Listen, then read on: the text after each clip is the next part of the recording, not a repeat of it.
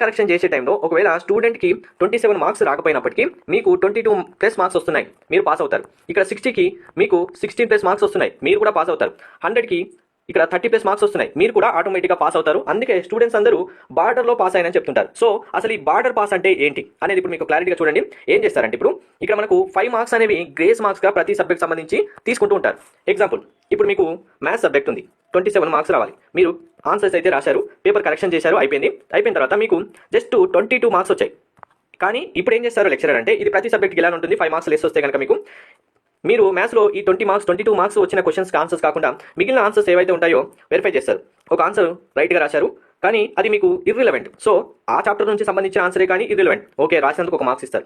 So just ఒక formula apply చేశారు, formula మాత్రమే రాశారు, మిగిలిన ఏది మీరు సాల్వ్ చేయలేదు, ఇక్కడ ఒక హాఫ్ మార్క్ ఇస్తారు. ఇలా మిగిలిన క్వశ్చన్స్ అన్నింటిలో ఒకసారి వెరిఫై చేసినప్పుడు ప్రతి దాంట్లో 1 మార్క్ ఇస్తారు, 1.5 మార్క్ ఇస్తారు. ఒక క్వశ్చన్కి మీకు 2 మార్క్స్ ఇచ్చారు, ఇంకా అందులో మార్క్స్ వేయడానికి ఛాన్స్ ఉన్నప్పుడు ఇంకొక 1 మార్క్ కలిపి 3 మార్క్స్ కూడా యాడ్ చేస్తారు. కంప్లీట్గా అప్పుడు ఏం చేస్తారంటే మీకు కంప్లీట్గా ఇప్పుడు 22 మార్క్స్ వచ్చిన స్టూడెంట్ని డైరెక్ట్గా మీకు ఒక 26.5 మార్క్స్ వచ్చే వరకు తీసుకెళ్తారు. ఇక్కడ 5 మార్క్స్ అంటే 5 మార్క్స్ యాడ్ చేయరు, 4.5 మార్క్స్ అందరికీ యాడ్ చేయడానికి ట్రై చేస్తుంటారు. మరి ఈ 4.5 మార్క్స్ యాడ్ చేస్తే ఏమవుతుంది, 26.5 అంటే డైరెక్ట్గా ఏమవుతుంది, మీకు ఆటోమేటిక్గా మీకు 27 మార్క్స్ వచ్చేస్తాయి. అలానే ఇప్పుడు ఈ 21 మార్క్స్ ఉన్న ఫిజిక్స్, కెమిస్ట్రీ, బాటనీ, జువాలజీ అయినా సరే ఇలానే క్వశ్చన్ పేపర్లో మీకు 1 mark, half mark, biology, zoology అయితే డయాగ్రామ్ వేసిన, డయాగ్రామ్స్కి ఇర్రిలవెంట్ నేమ్స్ రాసిన, సేమ్ కాన్సెప్ట్స్ రాసిన, సివిక్స్, ఎకనామిక్స్, ఇంగ్లీష్ అయితే సేమ్ ఇలానే మీకు సేమ్ లెసన్ నుంచి అదే క్వశ్చన్కి ఆన్సర్ రాకపోయినా వేరే రిలవెంట్ ఆన్సర్ రాసినా, అలాగే కొన్ని మెయిన్ ఇంపార్టెంట్ పాయింట్స్ రాసి వాటిని హైలైట్ చేసినా కానీ మీకు మార్క్స్ అయితే ఇచ్చి పాస్ చేయడం జరుగుతుంది. అందువల్లే అందరు స్టూడెంట్స్ బార్డర్ పాస్ ఏమని చెప్తుంటారు. మీరు కూడా బార్డర్ పాస్ కావచ్చు. ఇంకా నేను చదవలేదు, నాకు రాదనుకున్న స్టూడెంట్, కానీ మీరు ఏం చేయాలి, ఇప్పుడు బార్డర్ పాస్ చేస్తున్నారు కదా, ఇప్పుడు నేను చెప్పినట్టు అని మీరు ఇక్కడ 22 మార్క్స్ వస్తే చేస్తారని మీరు 20 మార్క్స్కే రాశారనుకోండి, పాస్ అవుతారా?